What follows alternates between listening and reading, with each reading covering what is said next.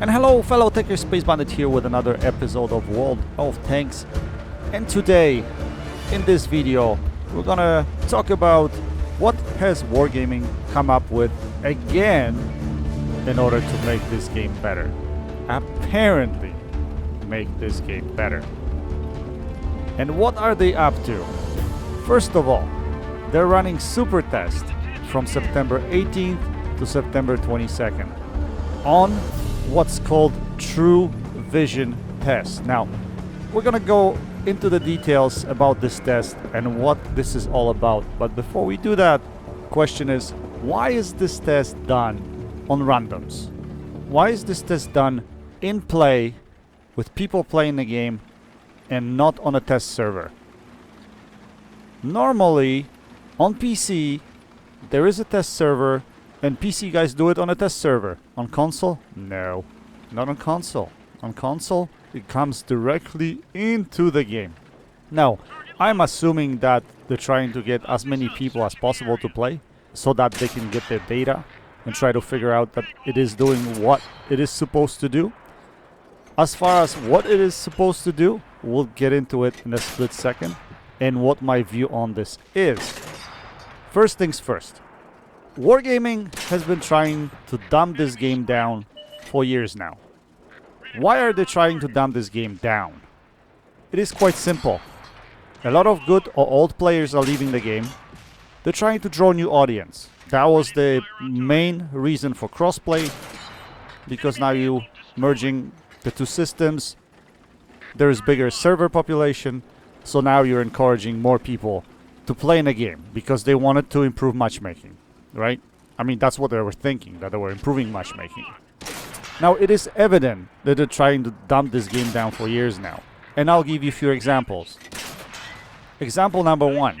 Back in the day, and that's back in the day that I'm talking about 5 years ago, the way this game operated was that the longer you're in a game, the better crew skills you have. And these crew skills would help you with your aim time. It would help you with your shooting on the move. It would help you with shooting while rotating turret, when tank is stationary or when the tank is moving, etc, etc. So basically, if you got a shitty tank or the tank that had a shitty gun, this is just an example. If you had a tank that had a shitty gun, but you had a really good crew in it, that gun would perform fantastically. You were able to hit at least 80% of shots. And I know it's just a number I pulled out of the air because I'm not really sure if it was 80% of shots.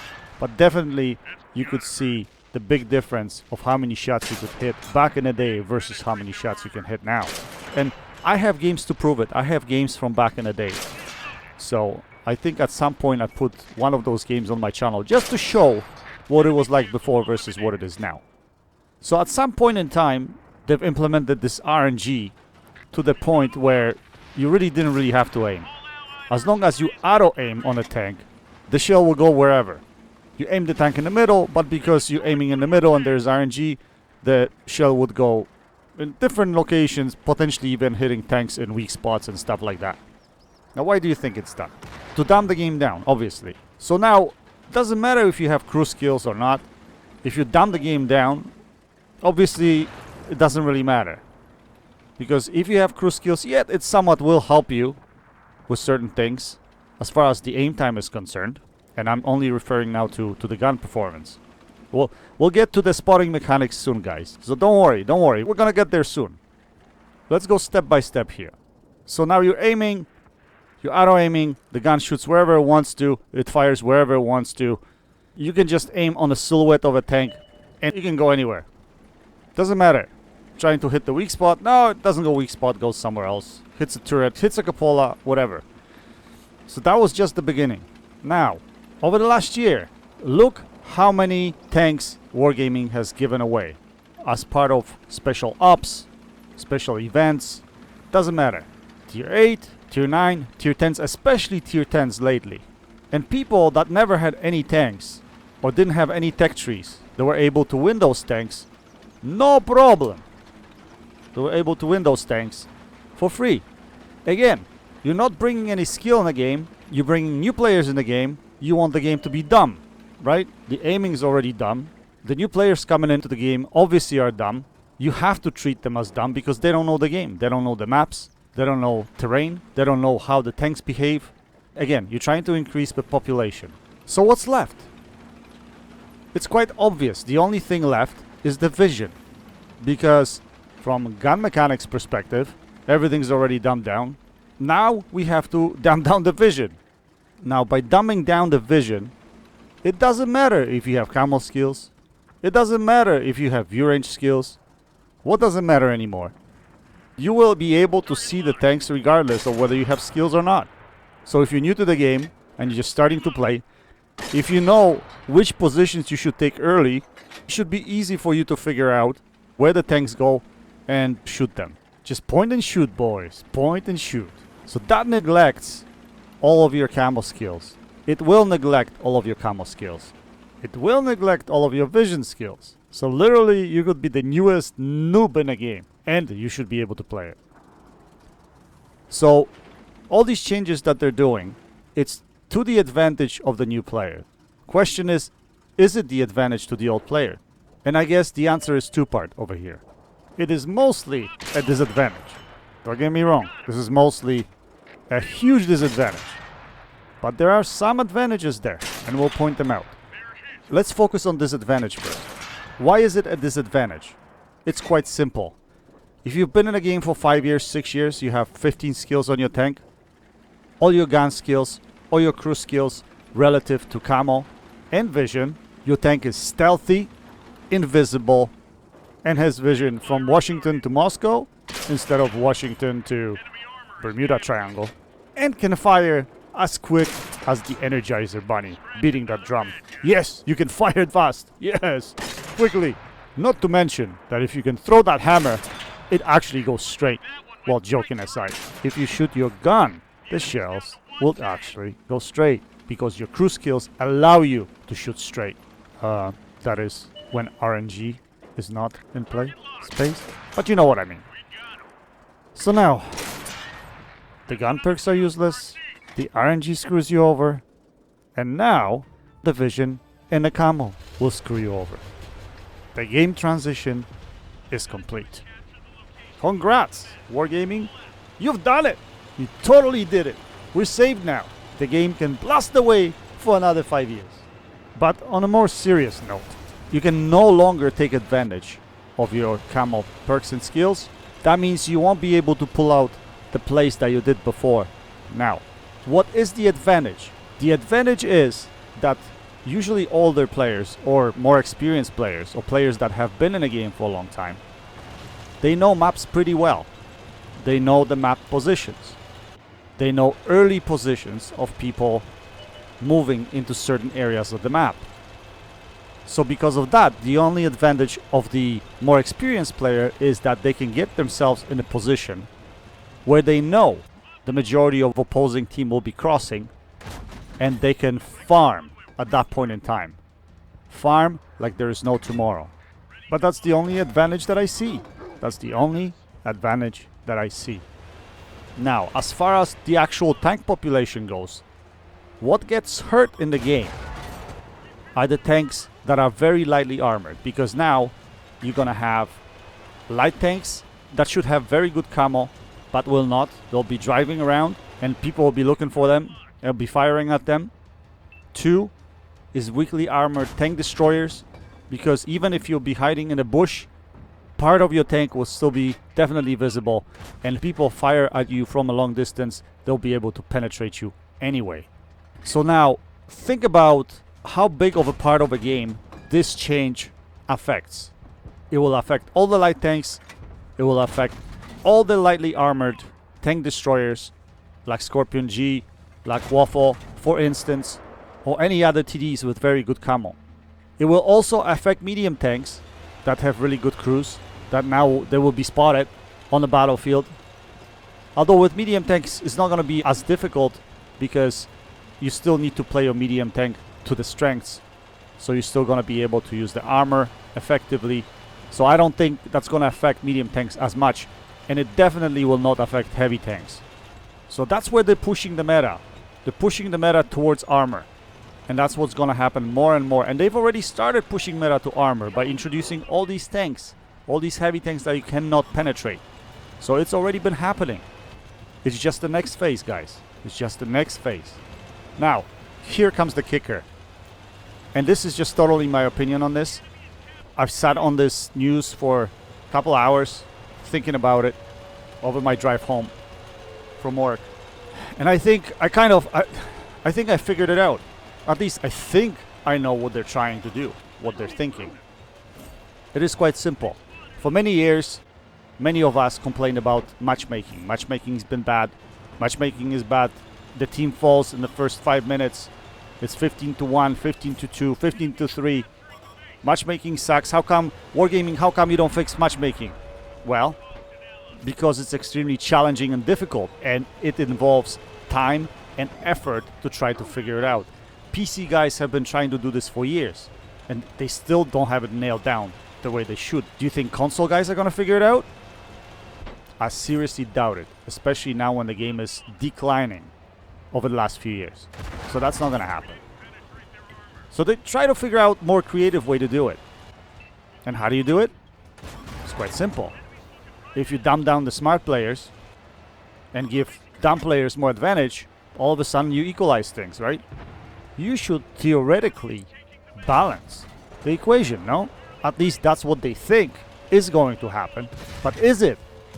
And this true vision test is just another stage to try to figure out how can we help the matchmaker be more balanced.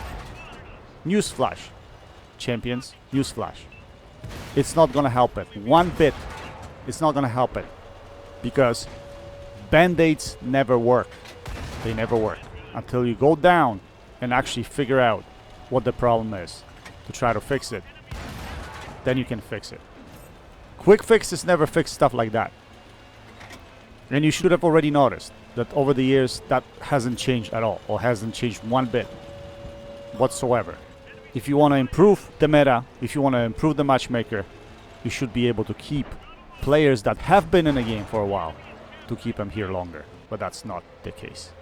So, my argument rests, I guess we'll wait and see. You really want to improve the matchmaker Wargaming? Move towards +1, -1. Create the skill-based matchmaker, where you look at player rating, where you look at WN8. I don't know, anything. Look at the player's skill level, and based on that, try to create a matchmaker. That would work.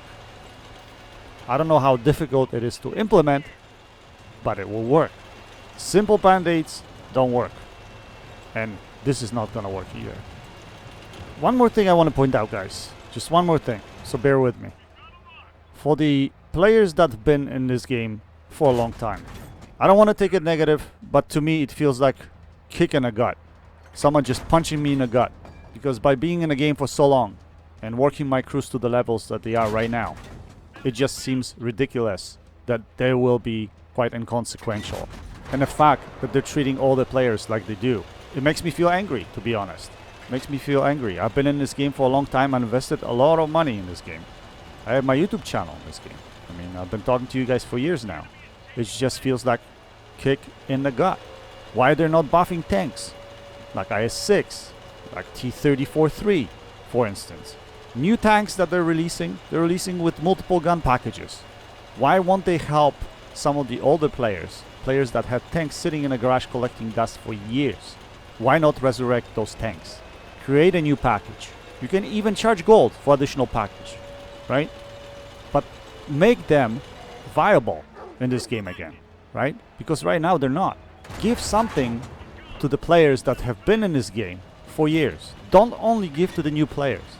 Anyway, guys, on this note, let's commentate a little bit over this game and just talk about why I chose those games to show you guys. Well, first of all, you saw me sniping in T-67 in the last game. That kind of sniping will no longer work with the true vision, simply because the opposition will see you. If you sit on top of the ridge and you're just gonna fire, you're gonna count on your camo, it's just not gonna work. Me, like sitting here right now, this is probably not going to work either. Because if Tiger, that's currently in the field, will be looking up to this area, he'll be able to see me. Well, he may not be able to see me in this position here, but here he would be able to see me. He would know where the shots are coming from, and he would definitely track me down. And because he has more armor than I do, he would be able to take me out of the game. So I will not have my advantage no longer. My advantage is vanished. My advantage as a medium tank and view range advantage is gone. And what I'm gonna do next, and pay attention to this, because I knew I could do this, because I knew I had better view range than this Tiger. He couldn't spot me, so I could easily do this. I could just come down here, get him spotted, just like that, and take him out of the game. He can't see me now. But if he look forward, I mean, obviously, he would have to be looking forward towards me in order to take me out of the game. But him having 0 skills on his crew, he would still be able to see me if he would be looking forward. And using his scope, he'll be able to track me down and take me out of the game. So here's the question. Is it fair? Is it fair? For new player coming into the game, he's not gonna give a rat's ass. It's a huge advantage. He won't care. But for someone like me that's played the game for 6 years, that's a kick in the gut. That's exactly what it is, boys and girls. Anyway, I'm not gonna talk about it no more. I wanna see what happens. Trust me, good players will find other advantages as to how to exploit the game with this new True Vision system. And I'm sure I'll be able to do the same thing. I'm already thinking how I can make it work to my advantage. And all the good players will do that. They'll think about what they can do to take advantage of the game mechanic. And one way to do it is, I already mentioned that earlier, at the beginning of my video, will be early damage. Because experienced players will know exactly where to position themselves in order to get early damage. And you don't have to see tanks now in order to get that damage. So we'll get ourselves in those positions and we'll exploit the game in that respect. Anyway, that's enough of my ramble. Let's take a look at the post-game stats and see how we did here. It was a relatively decent game and a Rudy. We played this game on PlayStation 4, guys. Yes, that game has been played a while back and I never posted it on my channel. So I thought it would be a good time to post it now. It fit the bill pretty nicely. Anyway, guys, don't get down. We got through a lot. We can get through this as well. It should all work out just fine. Anyway, guys, I hope you enjoyed this video. That's it for now. Until next time, happy tanking. SpaceBANDIT checking out.